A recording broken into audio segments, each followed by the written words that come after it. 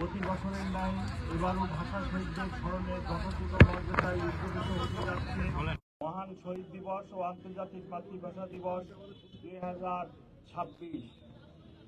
কেন্দ্রীয় শহীদ মিনারে মহান ভাষা শহীদদের প্রতি শ্রদ্ধা জ্ঞাপন করবেন মহামান্য রাষ্ট্রপতি, মাননীয় প্রধানমন্ত্রী ও রাষ্ট্রের গুরুত্বপূর্ণ ব্যক্তিবর্গ। এছাড়া শ্রদ্ধা নিবেদন করবেন বিদেশি কূটনীতিকবৃন্দ।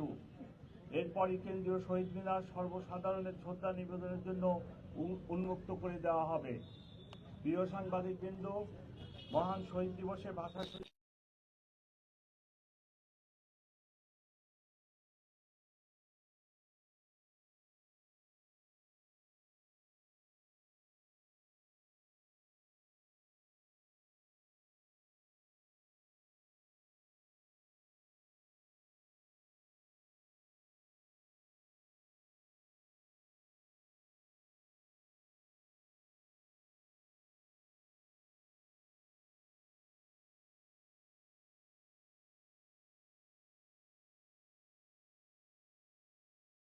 জগন্নাথ হল ক্রসিং শহীদ মিনার এই রুট অনুসরণ করার জন্য সর্বসাধারণকে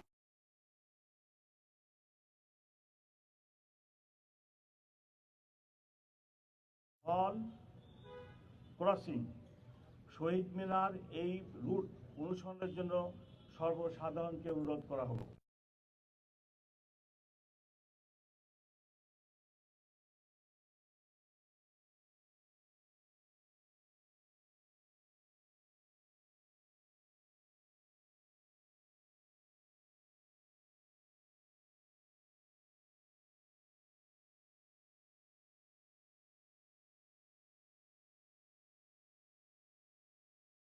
জটিলার দিকে শহীদ মিনার সর্বসাধারণের জন্য উন্মুক্ত করে দেওয়া হবে। ততক্ষণ সকলকে শৃঙ্খলার সাথে ধৈর্য ধারণ করার জন্য বিনীত অনুরোধ করা হলো।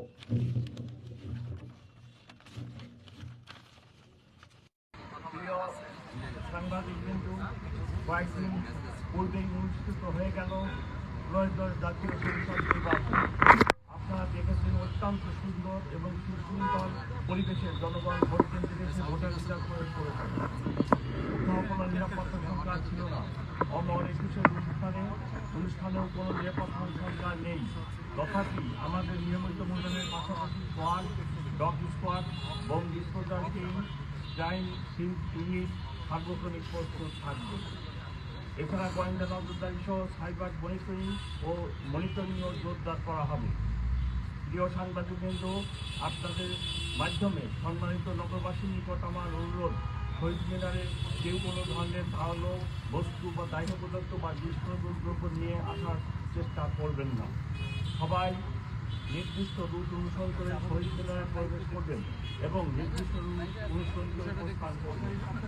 আপনার শ্রদ্ধা নিবেদন শেষ হলে অন্যকে সুরক্ষিত এবং শৃঙ্খলা বজায় রাখুন। এই উপস্থিতি নিরাপত্তা ও শৃঙ্খলার স্বার্থে সন্ধ্যার পর থেকে ঢাকা বিশ্ববিদ্যালয় এলাকায় প্রবেশ পথে কিছু ডাইভারশন চালু থাকবে। ঢাকা বিশ্ববিদ্যালয় এলাকায় বসবাসকারী শিক্ষক, ছাত্র, কর্মকর্তা ও কর্মচারীগণ সেসব ট্রাফিক নির্দেশনা অনুসরণ করে আমাদের সহযোগিতা করবেন।